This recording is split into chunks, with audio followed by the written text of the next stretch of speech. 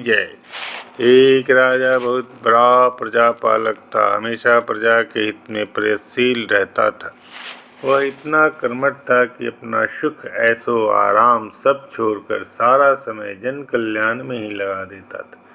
यहाँ तक कि मोक्ष का साधन है अर्थात भागवत भजन, उसके लिए भी वह समय नहीं निकाल पाता था। एक सुबह राजा वन की तरफ भ्रमण करने के लिए जा रहा था कि उसे एक देव के दर्शन हुए। राजा ने देव को प्रणाम करते हुए उनका अभिनंदन किया और देव के हाथों में एक लंबी चौड़ी पुस्तक देखकर उनसे पूछा, महाराज आपके हाथ में यह क्या है? देव बोले, राजन यह हमारा बही खाता है जिसमें सभी भजन करने वालों का नाम है। राजा के निराशा युक्त भाव से कहा, कृपया देखिए इस किताब में कहीं मेरा नाम है या नहीं।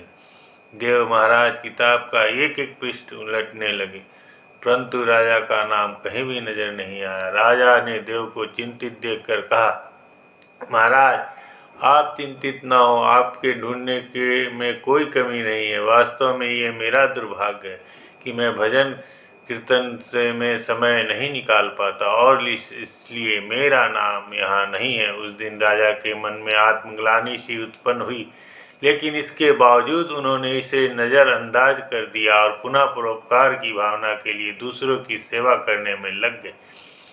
कुछ दिन बाद राजा फिर सुबह वन की तरफ टहलने के लिए निकले तो उन्हें वही देव महाराज दर्शन हुए। इस बार भी उनके हाथ में एक पुस्तक थी। इस पुस्तक के रंग और आकार में बहुत भेद था। वह पहले वाली पुस्तक से बहुत छोटी ने फिर उन्हें प्रणाम करते हुए पूछा, महाराज आज कौन सा बही खाता आपने हाथ में लिया हुआ है? देव ने कहा, राजन आज के बही खाते में उन लोगों का नाम लिखा है जो ईश्वर को सबसे प्रिय हैं। राजा ने कहा, कितने भाग्यशाली होंगे वे लोग, निश्चित ही वे दिन रात भागवत भजन में लीन रहते होंगे। क्या इस पुस्तक में कोई मेरे राज्य का भी नागरिक है? देव महाराज ने बही खाता खोला और ये क्या, पहले पन्ने पर पहला नाम राजा का ही था। राजा ने आश्चर्यचकित होकर पूछा, महाराज मेरा नाम इसमें कैसे लिखा हुआ है? मैं तो मंदिर भी कभी कभार ही जाता हूँ। देव ने कहा, राजन इसमें आश्चर्य की क्या बात है।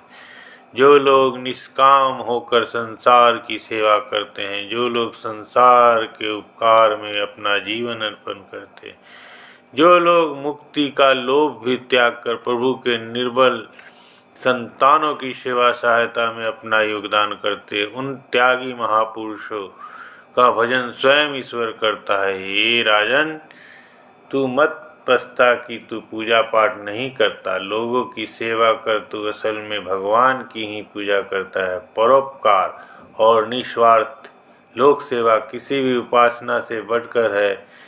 देव ने वेदों का उदाहरण देते हुए कहा, कर्मण्येह कर्माणि जिजीविष्य क्षणं क्षमाः एव तवाप नान्यतोऽस्ति व कर्म लिप्यते नरे। अर्थात कर्म करते हुए 100 वर्ष जीने की इच्छा करो तो कर्म बंधन में लिप्त हो जाओगे। राजन भगवान दीन दयालु हैं, उन्हें खुशामद नहीं भाती बल्कि आचरण भाता है। सच्ची भक्ति तो यही है कि परोपकार करो, दीन दुखियों का हित साधन करो। अनाथ, विधवा, किसान व निर्धन आज अत्याचारियों से सताए जाते हैं, इनकी यथाशक्ति सहायता और सेवा करो और यही परम भक्ति है। राजा को आज देव के माध्यम से बहुत बड़ा ज्ञान मिल चुका।